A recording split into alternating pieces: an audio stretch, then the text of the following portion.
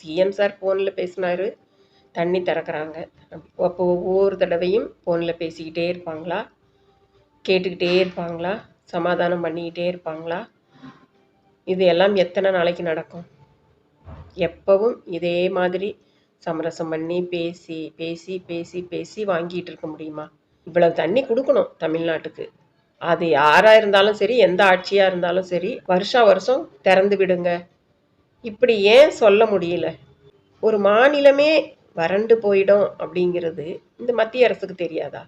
தமிழன் அப்படின்னாலே மண்டையில் 2 குட்டு குட்டுனாலும் வாங்கிப்பான், அவனை அப்படியே குனிய வச்சிடலாம் இப்படி நினச்சிக்கிறாங்க. கொஞ்சம் எங்களுக்கு தண்ணி கொடுங்க, எங்களுக்கு தண்ணி கொடுங்க அப்படின்னு கெஞ்சிக்கிட்டே இருப்பான் அப்படின்னு நினைக்கிறாங்க.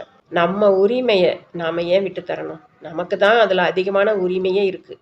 அந்த உரிமையை வச்சுக்கிட்டு அவங்க ஏன் இந்த ஆட்டம் ஆடுறாங்க?